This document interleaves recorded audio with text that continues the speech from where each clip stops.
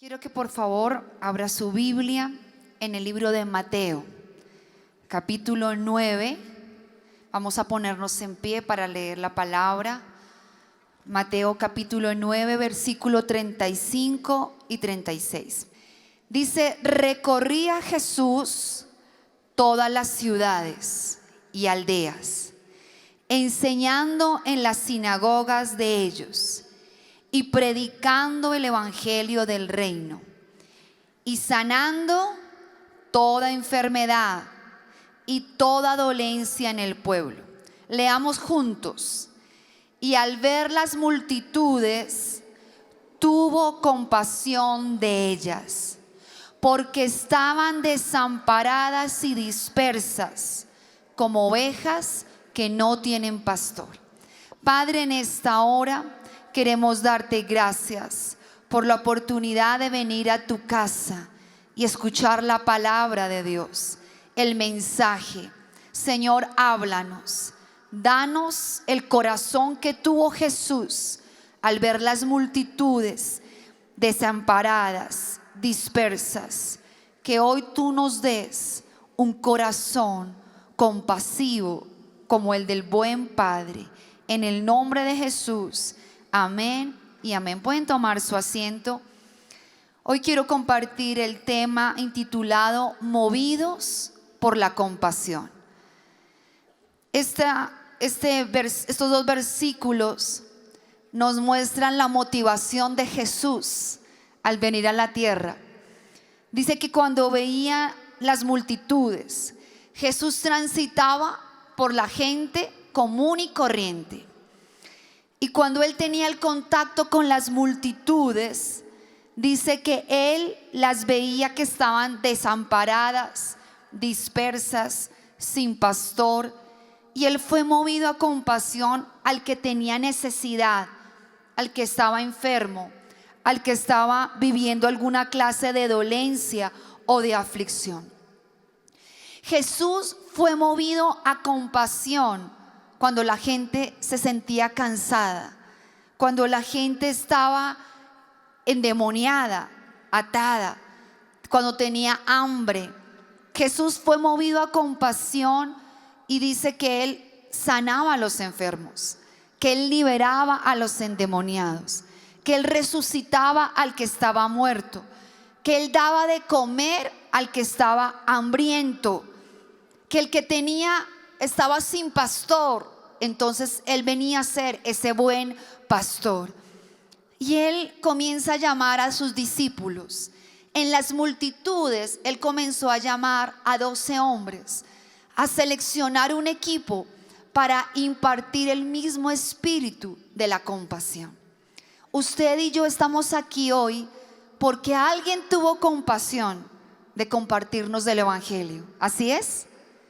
Y quizás otros están aquí porque Dios le inquietó a usted a moverse en compasión por la necesidad de esa persona. Todos los que estamos en este lugar estamos agradecidos porque Dios usó a alguien que en un momento de nuestra aflicción se movió con misericordia y nos compartió de las buenas nuevas de salvación. Esta realmente es la motivación de ser cristiano.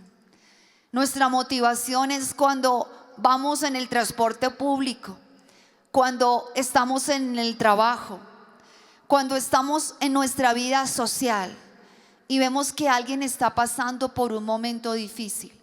A algunos les da lástima, a algunos les da pesar la situación que están viviendo, pero a nosotros los creyentes nos debe mover la compasión de poder hablar de Jesús a esa persona y de poder enseñarle que Jesús es el único que puede tener la respuesta a esa necesidad de ese ser que estamos conviviendo, a la persona que estamos realmente trayendo al evangelio. ¿Qué nos mueve a nosotros para traer multitudes a un encuentro? Si no es la compasión. Cuando vimos hace 20 días o un mes más de 2.500 mujeres aquí en el auditorio viviendo un encuentro por primera vez. Cuando vemos las guías que están sacrificando su tiempo, invirtiendo en ellas, muchas veces ofrendando dinero, recursos, oraciones, ayunos. ¿Qué es lo que nos mueve a traer multitudes a un encuentro? La compasión. Pero quizás algunos ya definitivamente estamos como que el corazón se endureció y vemos las noticias y nos asombramos, pero hasta ahí llega. A veces somos tan crueles que estamos viendo las noticias almorzando y estamos diciendo, tremendo lo que está pasando. Y pasó el día y pasó el tiempo y usted se le olvidó traer en todo este año una persona a Cristo. Quizás usted se le olvidó compartirle diariamente a alguien del amor de Jesús. Ahora, permítame que hoy pueda hablarle al corazón y que podamos recobrar la compasión por esta ciudad, por esta nación. La oración es algo que nos hace despertar la compasión. Número 1, quiero decirle, somos portadores de buenas noticias. ¿Quién es portador de buenas noticias?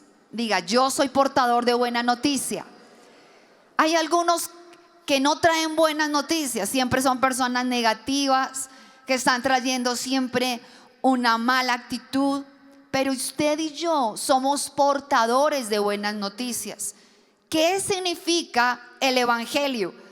Ahora no sé si se habla mucho de ese término, pero años anteriores, cuando usted le decían, este es evangélico, a veces como que eso sonaba un poco fuerte, pero deberíamos sentirnos muy felices de que nos llamen evangélicos, porque evangélico significa que traemos buenas nuevas.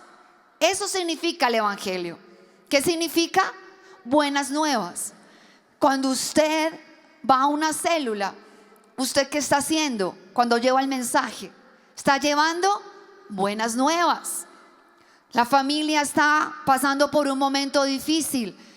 Quizás ha habido muchas presiones y lo que anhelan es venir a la célula y escuchar ¿qué? Buenas noticias. Usted ha tenido quizás una semana difícil. ¿A qué viene a la reunión? ¿A escuchar qué? Buenas noticias. Ahora usted tiene que ser portador de buenas noticias en el trabajo, en la universidad, como un buen vecino. Nosotros debemos ser portadores de fe y como la declaración de hoy, nosotros debemos impartir fe. Algunos tienen esperanza, la esperanza es el futuro, el mañana. Pero nosotros tenemos fe para hoy y mañana vendrá un futuro mejor. Porque somos portadores de buenas noticias. ¿Qué son las buenas noticias? Que Cristo murió por nuestros pecados. ¿Qué son buenas noticias? Que Él resucitó al tercer día. Que no somos capaces de salvarnos por nuestras obras, sino que el único mediador entre Dios y el hombre es Jesús. Él es el camino, la verdad y la vida. Solo Jesús nos salva. Y esa es la buena noticia que la gente está esperando. Yo puedo creer en Jesucristo, recibirlo como mi Salvador personal y esa familia será salva. A veces nosotros, como estamos en un medio todo el tiempo cristiano, creemos que todo el mundo sabe lo que es el evangelio. Pero es impresionante ver a otras personas y preguntarles, ¿conoces algo de la vida cristiana? No tengo ni idea quiénes son los cristianos. En este siglo, en este momento, hay gente que no sabe lo que son las buenas nuevas. O sea, tenemos una gran tarea por hacer. El profeta Isaías proféticamente habló de lo que serían los pies del Mesías cuando decía, cuán hermosos son sobre los montes los pies del que trae alegres nuevas, del que anuncia la paz, del que trae nuevas del bien, del que publica salvación, del que dice a Sión, tu Dios reina. Isaías 52:7. Aquí nos está hablando que Jesús, el Salvador, el Mesías, traía buenas nuevas al mundo. y que nos impartió a nosotros ser portadores de esas buenas noticias. ¿Realmente nosotros le estamos trayendo fe? ¿Le estamos trayendo salvación a las personas más cercanas? Los que son líderes y anfitriones de células están abriendo su casa como luz en medio de la oscuridad, o simplemente su casa como célula solamente van las 2 o 3 personas, las mismas de todos los años. O realmente estamos llevando el evangelio, la semilla, a otros. Eso es tener compasión. La compasión, la mejor manera, la iglesia está haciendo un trabajo de resocialización.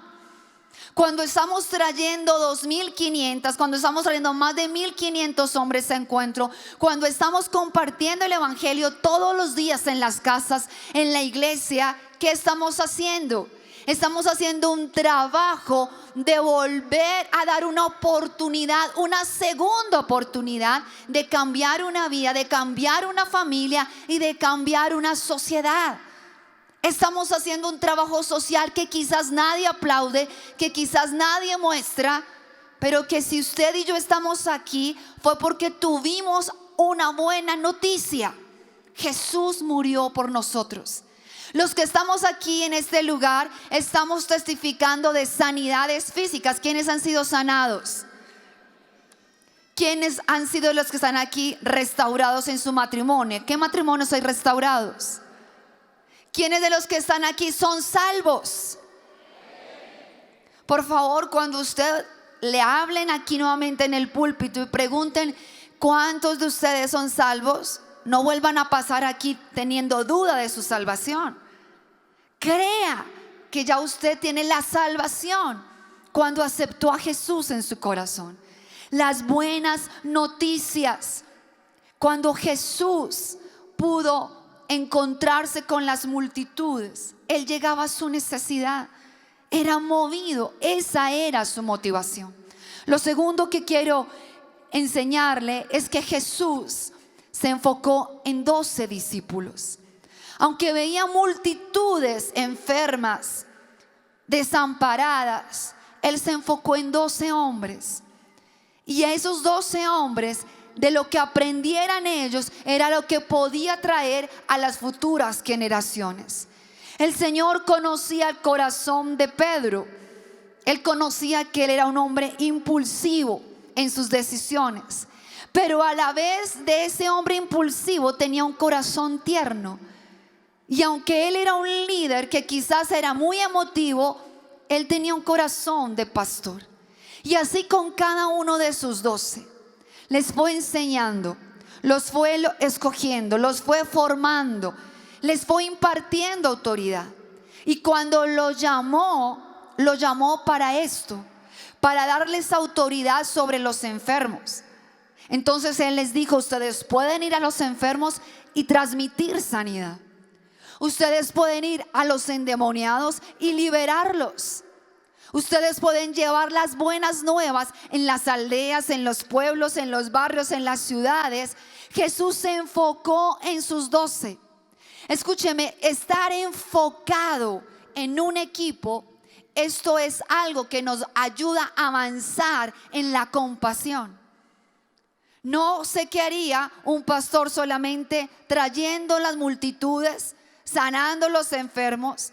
No podríamos hacer un trabajo si no hiciéramos la multiplicación de tener 12 y a la vez estos 12 discípulos. Aquí nosotros estamos siguiendo el modelo de Jesús. La misión carismática sigue el modelo de Jesús, donde estamos enfocados en formar líderes que sean motivados a la compasión. ¿Qué nos motiva a nosotros a hacer células? La compasión. ¿Qué nos motiva a nosotros a capacitarnos en una escuela de líderes? Ser mejores, para tener herramientas para ser más compasivos. ¿Qué nos motiva a multiplicarnos? ¿Qué nos motiva muchas veces tener que dejar nuestros propios planes para venir y traerle a otra persona la palabra? Solamente el enfoque de formarnos en la compasión. Nosotros debemos mantenernos firmes en la fe, perseverar en la oración, ser parte de un equipo de 12. Ser parte de un equipo de 12 nos da identidad de un liderazgo. Cuando no es parte usted de un equipo, sencillamente usted anda sin enfoque. Dice, no, el Señor es mi pastor, yo no tengo líder, así estoy perfecto. Voy cada domingo, recibo un buen mensaje y trato de seguir mi vida lo mejor que pueda. Pues eso es algo de lo que a usted lo está diferenciando de un creyente a un discípulo. Quizás usted puede venir a la iglesia, pero no está viendo los milagros, no está siendo parte de ser conmovedor o de ser promovedor del evangelio. Hay gente que dice, yo llevo 20 años y yo no sabía que usted era cristiano. Hay algunos cristianos que son agentes secretos, que nadie sabe, ni siquiera su propia familia tiene ese secreto. Es muy prudente usted. Y nadie sabe, porque no es portador de buena noticia. Pero cuando nosotros hicimos este año el primer ejercicio que hicimos del evangelio, que movimos el músculo del evangelio, fue cuando nos lanzamos en enero a esta campaña del más grande amor. Y los que salimos tuvimos una grata experiencia cuando le compartíamos a alguien que nunca habíamos visto. Por lo menos a nosotros nos tocó en un punto muy especial, al frente de la iglesia del 20 de julio. Y yo acompañé a mi hija Sharon y a otras niñas adolescentes, y yo las acompañé. Para ellas era su primera experiencia de compartirle a otra persona del evangelio. Y fue extraordinario. Creo que todos los que salimos tuvimos la experiencia. Era como si estuviéramos en un púlpito, un gran evangelista dando un mensaje y luego decirle, ¿quieres aceptar a Jesús? La gente simplemente, ¿qué necesidad tienes? No, la mayoría, enfermedad, mi familia, esta situación. Hoy vengo a compartirle del amor más grande de Jesús. ¿Te gustaría que hiciéramos una oración? Sí, claro.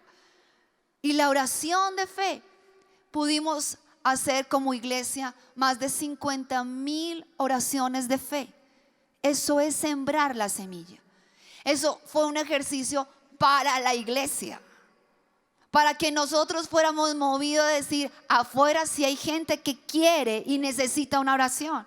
Solamente es que la iglesia sea movida con pasión y salga. Nosotros no deberíamos tener sillas desocupadas en ninguna reunión. No deberíamos tener en nuestras células 3 personas. Deberíamos multiplicarnos. Y yo sueño con que Colombia sea una de las poblaciones con mayor crecimiento en la vida cristiana. Yo sueño con que Colombia sea una de las mayores naciones cristianas. Yo sueño con eso. No sé si usted se nota que está soñando bastante. Por favor, no esté quedándose dormido. Cuando le hablo de sueños, es que usted y yo somos portadores de buenas noticias.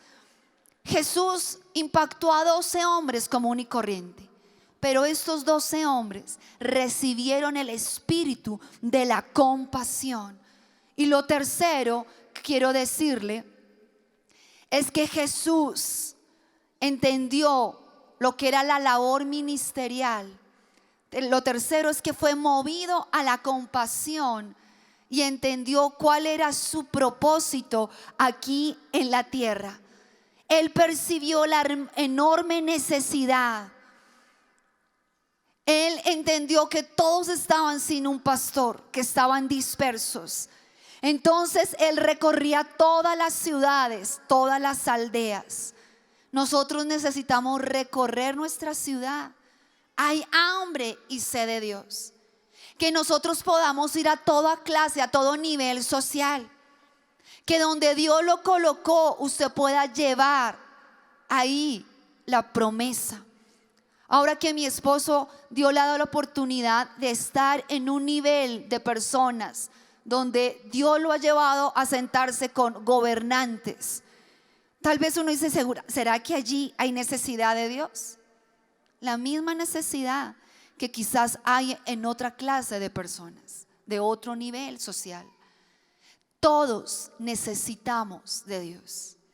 Ayer que partió el padre de mi esposo, después de 86 años de vida, una vida que fue bastante trabajador, un hombre muy trabajador, un hombre muy honesto, y fue la partida de él. Y entonces, cuando todos observamos la muerte, nos damos cuenta que al final la muerte para todos será igual. Y la pregunta es, ¿nosotros sí estamos haciendo realmente un trabajo de compasión para que la gente cuando muera pueda tener la vida eterna? El padre de Orlando hace 3 días tuvo una experiencia con nuestro hijo mayor. Él estaba ya en sus días agonizando y él vio a nuestro hijo mayor y le decía: Mateo. Y entonces la mamá de Orlando, la señora María, le dice: bueno, pero ¿qué estás viendo? Dijo: no, yo veo a Mateo, él me está llamando. Él me está diciendo: el Padre te está llamando, tienes que orar. Y empezó a ver niños y empezó a ser preparado para el momento de su muerte. Mi esposo todo este año estuvo muy pendiente, los hijos todo, batallando con su área física de salud. Y el Señor quiso que él partiera. Pero la pregunta es: ¿cuánta gente está muriendo sin conocer el Evangelio? Y quizás tú has tenido la oportunidad de compartir la palabra y has tenido temor y has tenido vergüenza y no te has levantado para ser movido a compasión. Tenemos que, en toda clase social, en todo nivel de vida, a un ejecutivo, a una persona que está en cualquier clase de trabajo, a un hombre, a una mujer, a un niño, a un joven, hoy debemos decir: quiero recorrer la ciudad, quiero recorrer las calles. Cuando el pastor César estuvo orando y nos dijo a los 12: quiero visitar su célula y que ustedes lleven 7 personas por primera vez nuevas. Era como la oportunidad de que esas personas tuvieran un encuentro con Jesús. Y yo creo que este es el tiempo donde nosotros debemos compartir sin ninguna reserva del Evangelio. Que hoy nuestro corazón sea movido a compasión por esta nación. Por eso estamos haciendo 21 días de oración por Colombia. Los que amamos esta nación lloramos, oramos y trabajamos en beneficio de esta nación. Por eso quiero que hoy realmente nos pongamos en pie por un momento y que hoy la misma compasión que había en Jesús esté en todos nosotros. Quiero que por favor los 12 hombres y mujeres del pastor Carlos Blanco, de Orlando y Jimena, pasen aquí adelante. Hoy vamos a orar con los 12. Eso fue lo que Jesús nos enseñó, que a través de ese equipo de 12 podamos orar hoy por los que están enfermos, por alguna necesidad específica. Mientras van pasando el equipo de 12, quiero que la iglesia cierre por un momento sus ojos. Hoy quiero que coloque su mano en el corazón y que hoy recordemos cuál es nuestra motivación como iglesia. Jesús recorría las ciudades, las aldeas. Él enseñaba en las sinagogas, predicaba el evangelio del reino. Él sanaba toda enfermedad, toda dolencia del pueblo. Cuando veía las multitudes, tuvo compasión porque estaban desamparadas y dispersas como ovejas que no tienen pastor. Hoy el Señor está aquí. Él conoce tu necesidad. Él no se ha olvidado de ti. Hoy el Señor está diciendo: vengo a traerte una buena noticia. Vengo a sanar, a restaurar.